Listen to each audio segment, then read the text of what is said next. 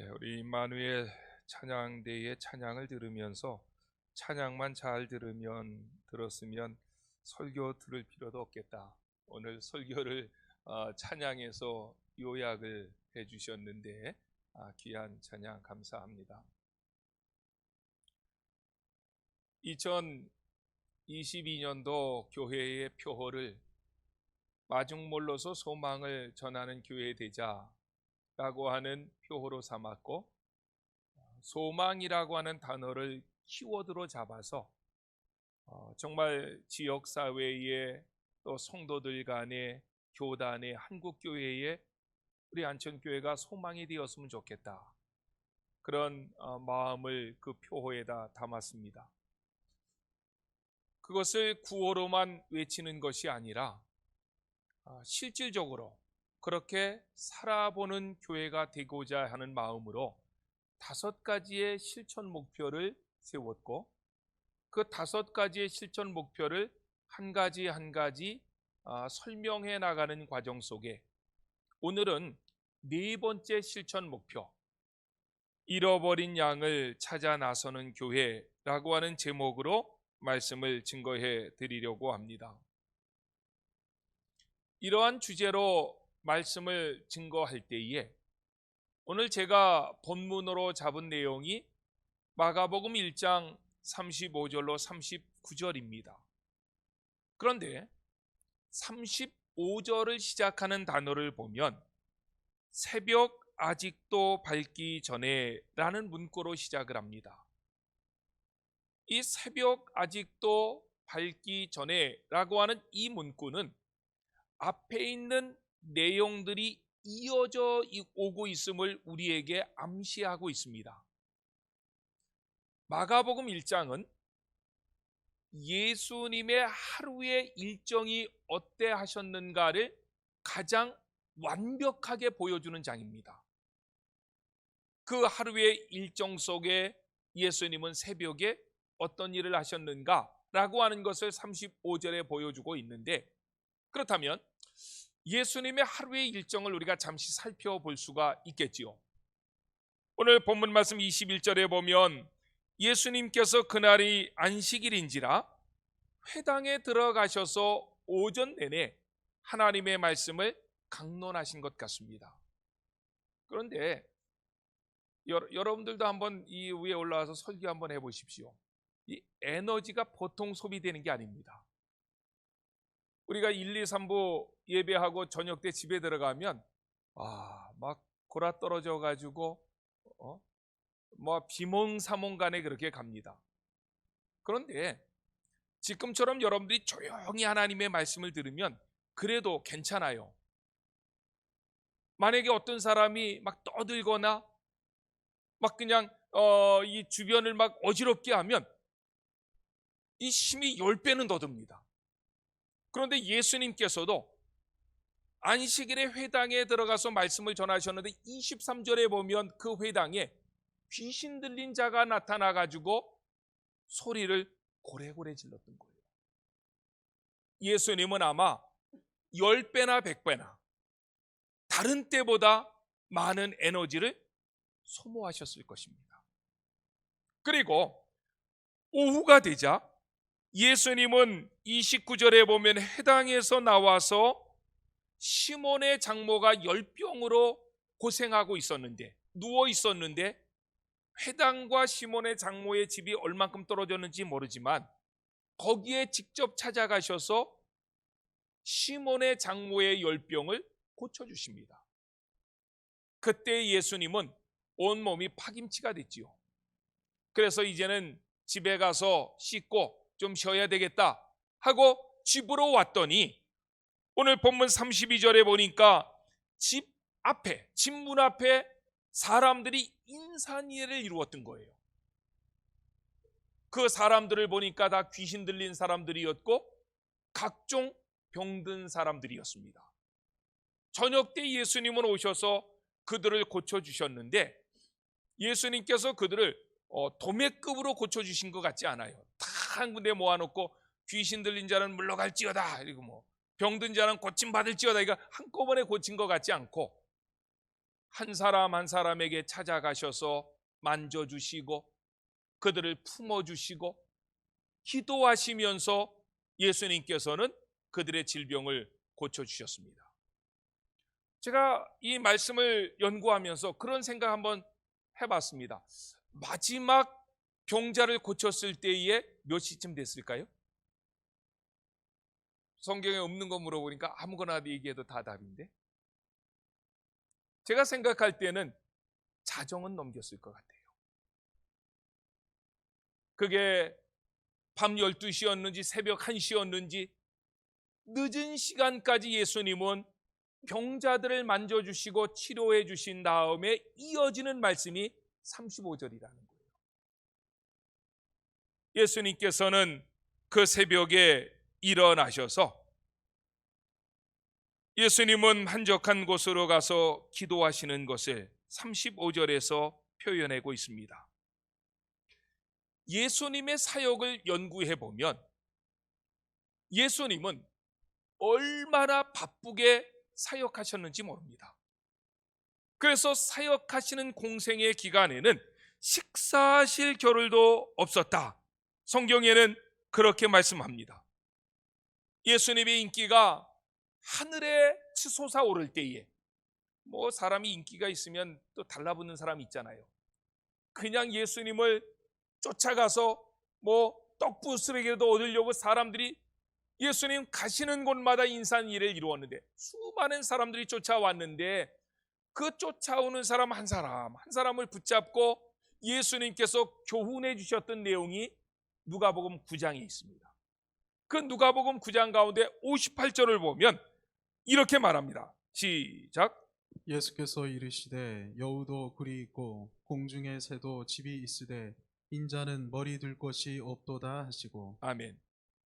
예수님의 인기가 높아지니까 너도 나도 예수님을 쫓아가려고 하니까 예수님께서 말씀하시기를 여우도 굴이 있고 또 공중의 새도 집이 있으되 인자는 머리 둘 곳이 없도다, 이렇게 말씀을 하셨습니다. 실질적으로 성경을 읽어보면 예수님이 주무시는 광경을 표현한 성경이 별로 없습니다. 아마 유일하다고 보여지는데, 누구 자는 거 표현하는 거 좋지 않잖아요. 예수님이 주무시는 광경을 표현한 곳이 있는데 그것이 마가복음 4장 38절입니다. 시작. 예수께서는 고물에서 베개를 베고 주무시더니 제자들이 깨우며 이르되 선생님이여 우리가 죽게 된 것을 돌보지 아니하시나이까 하니. 아멘. 예수님의 주무시는 광경을 성경에서 표현하고 있는데 마가복음 4장에 보면 예수님이 고작 주무셨던 것이 어디에? 배의 고물. 고물이라고 하는 것은 배 뒤편입니다. 배 뒤쪽에 베개를 베고 쪼그려서 주무시고 계신 그 예수님의 모습을 성경은 유일하게 표현하고 있다는 거예요. 뿐만 아니라 마가복음 3장 20절에는 이렇게 말씀합니다. 시작. 집에 들어가시니 무리가 다시 모임으로 식사할 겨를도 없는지라. 여기에 집에 들어가셨다라고 하는 것은 복음을 전하다. 그 앞에 구절을 우리가 이어받아야 되겠잖아요. 복음을 전하다가 집에 들어갔더니 그때 사람들이 또 우르르 몰려와 가지고 식사하실 겨를도 없었다. 예수님께서 바쁘시게 움직이는 모습을 가장 생동감 있게 표현하고 있는 성경은 마가복음입니다.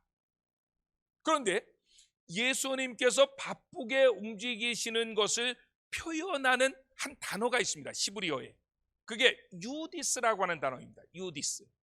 유디스라고 하는 이 단어는 즉시, 곧장, 바로 이런 부사인데 이것이 신약 성경 가운데 50번 기록되어 있습니다. 유디스, 즉시라고 하는 이 단어가 50번 기록되어져 있는데 그 중에 40번이 마가복음에 있습니다. 그래서 신학자들은 마가복음은 유디스의 책이다. 예수님께서 바쁘시게 움직이는 것을 묘사하고 있는 책이다. 이렇게 신학자들은 이야기를 하기도 합니다. 그 가운데 40번이 마가복음에 있지만은 11번이 마가복음 1장에 기록되어 있습니다. 그래서 신학자들은 마가복음 1장을 The busiest chapter in the Bible, 가장 예수님께서 바쁘시게 움직이는 것을 우리에게 보여주는 성경 가운데 최고의 장이다, 이렇게 학자들은 별칭하기도 합니다. 예수님은 바쁘게 움직이셨고, 주무실 겨를도 없었고, 식사할 겨를도 없이 바쁘게 움직이셨고, 그분의 바쁜 사역 속에는 항상 열매들이 있었습니다. 마가복음 1장 27절로 28절 시작. 다 놀라 서로 물어 이르되 이는 어찌 미냐 권위 있는 새 교훈이로다. 더러운 귀신들에게 명한즉 순종하는도다 하더라. 예수의 소문이 곧 온 갈릴리 사방에 퍼지더라. 아멘. 예수님은 하나님 나라 사역에서 가르치시는 사역을 굉장히 많이 하셨는데, 예수님의 가르치시는 것은 다른 선생과는 질적으로 차원이 달랐다는 거예요. 그 말씀 속에는 권세가 있었다는 거예요. 힘이 있었다는 거예요. 뿐만 아니라 어떤 사람이 찾아오든지, 그 사람이 귀신 들린 사람이든지 그 사람이 병든 사람이든지, 예수님은 하나님의 말씀을 가르치시고 난 다음에 그들을 치료하시고 고쳐주셨다는 거예요. 그럼 보십시오. 예수님의 말씀에 권세가 있고, 귀신 들린 사람이 찾아오면 귀신을 쫓아내 주시고, 병든 사람이 찾아오면 병든 자를 고쳐주시고, 배고픈 사람이 찾아오면 먹을 것을, 오병이어의 기사이적이라든지 칠병이어의 기사이적이라든지 이런 기사이적을 통해서 먹을 것을 제공해 주셨다면, 예수님을 싫어할 사람이 있습니까? 없습니까? 예, 가끔 있어요. 시기하는 사람들. 이런 사람들은 죽도록 싫어하고, 대부분의 많은 사람들은 다 예수님을 쫓는 거예요. 와, 저분 한번 만나봤으면, 저분과 깊은 교제를 나누었으면, 그래서 수많은 사람들이 예수님이 가시는 곳 어디라도 쫓아와서 항상 예수님 곁에는 인산인해를 이루었다는 것입니다. 그런데 오늘 본문에서 우리가 주목해야 될 것은 이 흐름을 지금 제가 가지고 이걸 연결해 나가려고 하는 거예요. 우리가 주목해야 될 상황이 뭐냐면, 같은 상황이었지만 예수님과 제자들 사이에서는 이 같은 상황을 놓고 반응하는 것이 정반대였다. 굉장히 중요한 지금 이 접근 방법입니다. 보십시오. 예수님은 그 인기가 하늘을 찌를 듯이 높아진 시점에서 그분은 그런 어떤 환경, 그런 여건, 그런 인기에 전혀 요동하지 않고 있는 모습을 보는 거예요. 그런 예수님의 인기가 하늘로 높아지는데도 예수님은 과거에 해왔던 습관처럼 삶의 패턴을 그대로 유지해 나가고 있다는 거예요. 목회에서 가끔 그런 용어를 쓰지만, 개는 짖어도 기차는 달려야 됩니다. 개가 많이 짖는다고 해서 그 기차가 더 빨리 달려서도 안 되고, 개가 짖지 않는다고 해가지고 또 낙심하고 좌절하고, 그래서 그 기차가 달리지 않고 멈추어서도 안 된다는 거예요. 예수님은 예수님 주변에 많은 사람들이 찾아왔고 그 인기가 하늘에 높아졌지만, 예수님은 그 삶이 그 전과 전혀 다르지 않았던, 특별히 오늘 35절에 보면 아침에 일어나셨을 때에 습관을 따라 옛날에 해왔던 모습 그대로 한적한 곳을 찾아서 하나님 앞에 기도하시는 것을 보게 됩니다. 우리는 35절 말씀 속에 예수님의 뛰어난 영성을 세 가지 발견할 수 있는데, 그 영성 굉장히 중요합니다. 그 세 가지 영성이 뭐냐면, 예수님의 영성은 습관적인 영성이다. 35절에 보면은 원문에 동사가 4개 나옵니다. 우리나라 성경에 그렇게 안 나오는데, 원문에 보면 동사가 4개 나오는데, 일어났다, 나갔다, 갔다, 기도했다, 라는 동사입니다. 그런데 마지막 기도했다라고 하는 이 동사는 문법적으로 미래 완료형의 형태를 씁니다. 미완료형을 쓰는데 이 미완료형이 뭐냐 이렇게 물어보지 마시고 그거 설명하려도 되게 복잡하고, 미완료형을 썼다는 의미가 뭔가 하면 그 행동은 반복적이었다. 그러니까 새벽에 예수님께서 일어나셔서 한적한 곳에 가서 기도하셨던 것은 그날만 있었던 것이 아니라 그 행동은 계속적이고 반복적이었다. 이것을 우리에게 보여주고 있다는 것입니다. 견딜 수 없을 만큼 어려움이 왔을 때 그때 한번 간절한 마음으로 새벽을 깨우신 것이 아니라는 거예요. 또 예수님은 흥분을 감출 수 없을 만큼 좋은 일이 생겨서 잠을 이루지 못했기 때문에, 이런 너무 좋은 일이 생기면 그러잖아요. 잠을 못 자잖아요. 막 잠을 뒤척뒤척이다 보니까 새벽 3시야. 에이, 1시간만 참다가 새벽 기도나 가야지.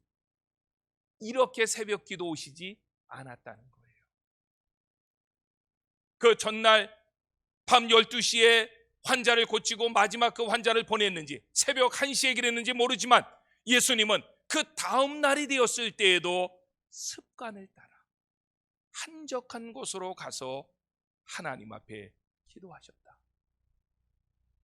많은 사람들이요, 이 신앙을 도박과 같이 생각할 때가 많습니다.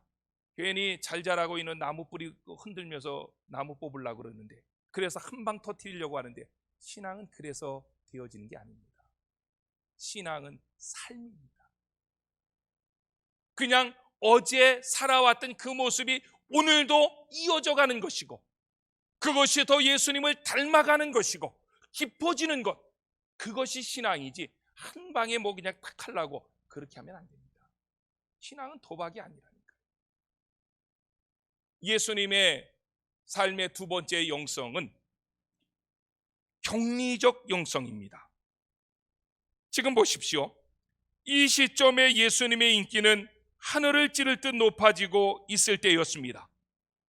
그래서 예수님을 칭찬하고 예수님 앞에 환호하고 박수하고 예수님을 뒤따르고 있을 때였는데, 그런데요, 영적인 눈으로 볼 때 그때가 정말 조심할 때입니다.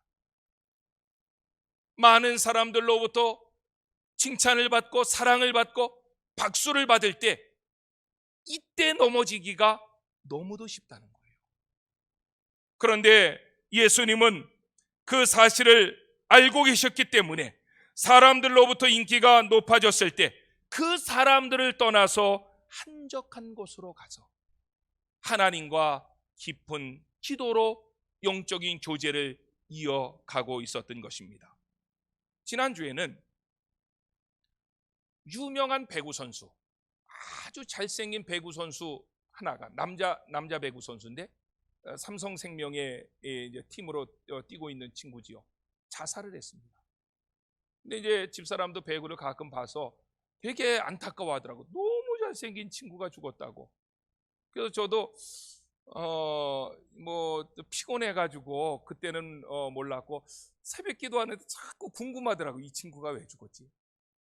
그래서 이제 새벽 기도 끝나자마자 사무실에 가가지고 인터넷을 또 통해서 알아보니까 이 친구가 죽은 이유는 그의 SNS 계정에 악플이 많았고, 그 악플을 보고 고통을 받다가 자살을 했다. 제가 그 얘기 듣고 가슴 참 많이 아팠습니다. 여러분들은 남이 인터넷에다 악플 달지 마세요. 악플을 달았는데 어떤 사람이 그 악플을 보고 그 사람이 죽었다면 여러분들은 간접적 살인죄를 진 겁니다. 그런데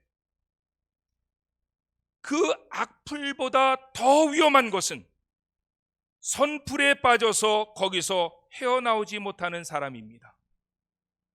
자기를 좋아하는 사람들의 말에만 귀를 기울이면 교만해질 수 있고, 더 중요한 것은 마치 자기가 정말 그런 사람인 줄로 착각한다는 거예요. 그래서 사도 바울은 고린도전서 10장 12절에서 이렇게 말씀합니다. 시작. 그런즉 선줄로 생각하는 자는 넘어질까 조심하라. 아멘. 악플로 인해서 죽어가는 사람 가끔 있어요. 성경 이렇게 사회를 뉴스를 보면 그런데 그 사람들은요 10,000명에 하나입니다. 하지만 영적인 눈으로 봤을 때에 선풀에 빠져 죽어져 가는 사람은 우리 주변에 허다합니다.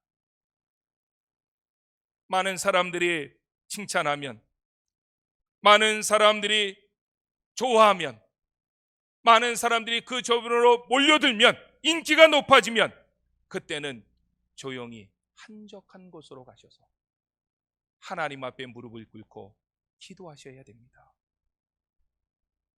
특별히 코로나19로 인해서 지금은 전 세계가 사회적 거리 두기 운동을 하고 있습니다. 저는 여기에서 선포합니다. 전 세계가 사회적 거리 두기 운동을 벌이고 있을 때 우리 한천교회는 예수님을 본받아 한적한 곳으로 가서 기도하시는 하나님과 거리 좁히기 운동을 하셔야 됩니다. 이것이 사회적인 거리 두기 운동을 극복해 나갈 수 있는 우리에게 힘이 되어지고 위로가 되어지는 것입니다. 세 번째로는 예수님의 영성은 초심적 영성입니다. 오늘 35절에 한적한 곳으로 가사라고 하는 이 문장 중에 한적한 곳이라고 하는 단어가 에레몬입니다. 에레몬. 이 에레몬이라고 하는 이 단어는 광야라는 뜻입니다. 이 단어를 굉장히 조심해야 돼요. 왜 그러냐면 저는 예수님께서 활동하셨던 기거하셨던 가버나움 지역을 2번 여행했습니다. 성지순례를 인솔 하면서 2번 가봤는데 가버나움에 가보면 에레몬, 이 광야를 찾아볼 수 없습니다. 그냥 동네에서 조금 나가면 바깥 이 논밭 이런 데는 좀 만날 수 있어도 광야라고 하는 것은 그런 데를 광야라고 말하지 않잖아요. 그런데 1장 35절에 왜 마가는 그 가버나움 지역에 에레몬, 광야가 없는데 이 단어를 썼을까? 제가 설교를 준비하면서 굉장히 궁금했던 거예요. 그런데 1장 12절에 보면 이 단어가 한 번 더 나옵니다. 시작. 성령이 곧 예수를 광야로 몰아내신지라. 아멘. 성령이 예수를 광야로 몰아내신지라. 이 광야로 몰아냈다 할 때 이 광야가 에레몬입니다. 그런데 마가복음 1장 12절의 이 광야는 가버나움 지역에 있는 땅을 말하는 것이 아니라 유대 광야를 말하는 거예요. 예수님이 예루살렘에 왔다 그 예루살렘 옆에 유대 광야에서 거기서 40일 금식하며 기도한 내용을 여기서 얘기한다고요. 그런데 왜 마가는, 잘 생각해 보십시오. 1장 12절에 있는 그 광야는 진짜 에레몬인데 왜 1장 35절에 광야도 아닌 데를 광야라고 표현했을까? 같은 단어를 끄집어 왔을까? 그것은 거기에서 주는 교훈이 있기 때문에 그런 거예요. 예수님의 인기가 높아졌을 때에 특별히 많은 사람들로부터 박수를 받을 때에 그때에 초심으로 돌아가야 된다. 1장 12절에 나타난 그 광야는 예수님께서 공생의 사역을 시작했던 장소입니다. 초심이죠. 그러니까 사람들로부터 박수를 받고 사람들이 예수님 곁으로 몰려올 때에 그때 우리는 초심으로 돌아가야 된다. 초심을 잃지 말아야 된다. 제가 목회를 할 때에 선배 목사님들이 수없이 저에게 해줬던 이야기 가운데 하나가, 저 목사, 교회가 잘 돼도 초심을 잃어서는 안 된다. 교회가 잘 될 때에, 부흥할 때에 초심을 잃어버리면 그 사람은 교만으로 빠집니다. 교회가 안 될 때에, 교회를 개척했는데 5년, 7년, 10년 동안 한 사람도 안 왔어요. 그럴 때 초심을 잃어버리면 급 우울증으로 빠져버립니다. 그러므로 교회가 잘 되든 내가 하는 일이 잘 되든 하는 일이 안 돼서 어려움을 당하든 우리가 지켜야 될 것은 바로 그 초심을 잃지 말아야 된다. 예수님은 그 초심을 생각하려고 정말 많은 사람들이 예수에게 박수를 보내고 예수를 칭찬하고 예수를 따르고 예수께 다가올 때에 도리어 그들을 멀리하면서 새벽에 일어나 한적한 곳으로 가서 하나님 앞에 무릎을 꿇었다. 이 말은 우리에게 주는 도전이 굉장한 것입니다. 그러나 제자들은 달랐습니다. 이 달라진 다른 제자들의 모습을 우리가 본문에서 살펴볼 수 있는데, 예수님께서는 달라진 환경과 여건에 전혀 개의치 아니하시고 하나님과 깊은 교제를 이어가시면서 그분이 가야 될 길을 묵묵히 걸어가고 있을 때 똑같은 상황을 반응하는 제자들은 흥분합니다. 보십시오. 그 다음날 새벽이 되었을 때 예수님은 조용히 일어나서 한적한 곳으로 갔을 때 제자들은 뭐 하고 있었을까요? 기도하고 있었으면 세상이 이렇게 안 되죠. 제자들은 아마 코를 드릉드릉 걸고 잤을 겁니다. 그런데 그 제자들을 깨웠던 게 뭘까요? 바깥에서 웅성거리는 사람의 소리였겠죠. 왜? 33절에 온 동네 사람들이 예수님이 기거했던 그곳에 몰려왔었다 그러니까. 그래서 베드로가, 항상 행동은 베드로가 제일 빨라요. 잠을 자던 베드로가 바깥에서 웅성거리는 소리가 나자 문을 열고 바깥으로 나가보니까 온 동네 사람들이 다 모인 거예요. 그렇게 표현했는데 이거는요, 과장법을 쓴 거예요. 그만큼 예수님의 인기가 하늘로 높아지고 있다 라고 하는 것을 우리에게 보여주는데, 베드로가 깜짝 놀랍니다. 눈을 부비고 나가다가 온 동네 사람들이 그 마당에 다 와서, 오늘로 얘기하면 줄을 서고 있는 거죠. 표 받고, 은행에 가면 많은 사람들이 있을 때 표 받고 줄 서는 것처럼, 그럴 때에 베드로는 급히 방으로 달려왔습니다. 왜? 예수님을 깨우려고. 그런데 예수님이 안 계신 거예요. 그래서 이 제자들이 했던 행동에 대해서 36절로 37절에서 말씀합니다. 시작. 시몬과 및 그와 함께 있는 자들이 예수의 뒤를 따라가 만나서 이르되 모든 사람이 주를 찾나이다. 아멘. 여기 36절에 제자들이 예수의 뒤를 따라갔다라고 했을 때 따라가라는 단어가 카테디옥센이라는 헬라어입니다. 이 카테디옥센이라는 이 헬라어는 눈을 부릅뜨고 수색하듯이 찾다, 이런 뜻입니다. 그냥 지나가다 우연히 만나서 찾았네, 만났네, 이게 아니고 눈을 부릅뜨고 마치 형사가 수색하듯이 이렇게 어떤 목적을 위해서 찾아 나서는 이때에 쓰는 단어를 헬라어에서는 카테디옥센이라는 단어를 씁니다. 그리고 37절에 모든 사람이 주를 찾나이다 라고 했을 때 찾는다라고 하는 단어가 제테오입니다. 헬라어로 제테오인데 이 제테오라고 하는 이 단어는 부정적인 의미로 찾을 때만 사용했습니다. 그런 단어를 마가가 의도적으로 사용했던 것은 제자들도 그렇고 새벽에 예수님을 찾던 사람들도 그렇고 그들은 예수님을 쫓았던 동기가 순수하지 않았다는 거예요.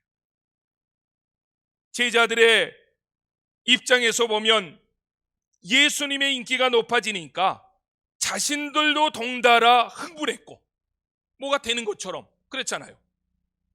그래서 아니 이 사람들이 이렇게 온 마당에 가득했는데 예수는 어디 가신 거예요 도대체? 이러면서 예수를 마치 수색하듯이 그렇게 찾아갔고, 거기에 새벽에 예수님께 찾아왔던 온 동네 사람들은 예수님께 가니까 귀신도 쫓아나네, 예수님께 가니까 병든 자도 고침받네, 예수님께 가니까 오병이어의 기사이적을 통해서 배고픈 사람들에게 먹을 것도 주네, 나도 가볼까? 그런 마음으로 그 사람들은 예수님께 찾아왔다는 거예요. 그래서 예수님의 제자들이 마치 예수님을 수색하듯이 찾아서 예수님이 기도하시는 곳에 갔던 것입니다. 그때에 이 제자들이 이야기합니다. 아마 성경은 되게 완곡어법을 씁니다. 그래서 이게 신사적인 문장으로 그런 단어로 문체로 사용하는데, 이것을 직설어법으로 사용했다면 아마 제자들이 예수님 보자마자 아니 예수님 지금 온 동네 사람들이 다 집 문 앞에 와 있는데 여기서 이거 뭐 하시는 겁니까? 빨리 가세요. 아마 이렇게 얘기했을 거예요. 거기에 앞장섰던 사람은 항상 베드로였습니다. 그 내용을 오늘 본문에서도 우리에게 이야기합니다. 그런데 예수님께서는 그렇게 자기에게 찾아온 사람들, 그래서 순수하지 못하지만은 뭔가 지금 흥분되어 있는 제자들을 바라보면서 38절에 말씀하시는 거예요. 38절 시작. 이르시되 우리가 다른 가까운 마을들로 가자. 거기서도 전도하리니 내가 이를 위하여 왔노라 하시고. 아멘. 이제 예수님은 그 사람들을 피해서 조용한 곳, 한적한 곳으로 와서 기도하는데 거기까지 수색하면서 제자들이 찾아오자 이제는 다른 마을로 가자. 제가 교회 성장학 교수라면 예수님의 이런 행동은 F학점입니다. 교회 성장학의 관점에서 보면 그때 예수님은 어떻게 해야 됩니까? 네? 어떻게 해야 되는 거예요? 사람들이 막 예수님을 쫓아올 때, 예수님 잘한다고 할 때, 예수님에게 박수 칠 때, 그때 예수님은 어떻게 해야 됩니까? 그때는 천막 치고 십자가 꽂아야죠. 그리고 교회 이름 하나 지으면 되지 않습니까? 뭐 안영리 새교회 뭐 이렇게 하든지. 그러면 대박 터지는 거잖아요. 수만 명이 오는 거 아니에요? 교회 금방 부흥하는 거 아니에요? 그런데 예수님은 잘못된 동기를 가지고 자기의 기분에 흥분되어서 예수님께 쫓아오는 사람들을 바라보시면서 조용한 곳으로 가서 하나님 앞에 무릎을 꿇고 기도하시더니 거기까지 찾아온 제자들을 보고서는 여기다는 그냥 두어서는 안 된다. 이제는 다른 마을로 가자 하면서 그 마을을 떠나고 있는 모습을 본문을 통해서 봅니다. 그렇다면 예수님께서 다른 마을로 가자고 하시면서 우리에게 말씀하셨던 그 내용이 뭡니까? 그 말씀은 왜 교회가 세워졌는지, 왜 성도가 구원받고 바로 천국에 가지 않고 이 땅에 더 살아야 되는지, 예수님은 왜 이 땅에 오셨는지 그 목적을 알려줍니다. 38절을 다시 자세히 보십시오. 거기에 보면 다른 가까운 마을들로 가자. 거기서도 전도하리니 내가 이를 위하여 왔노라. 예수님이 이 땅에 오신 목적, 유일한 목적은 복음을 전해서 죽어져가는 영혼들을 구원하여서 하나님 나라의 백성 삼으려고 주님은 이 땅에 오신 줄로 믿습니다.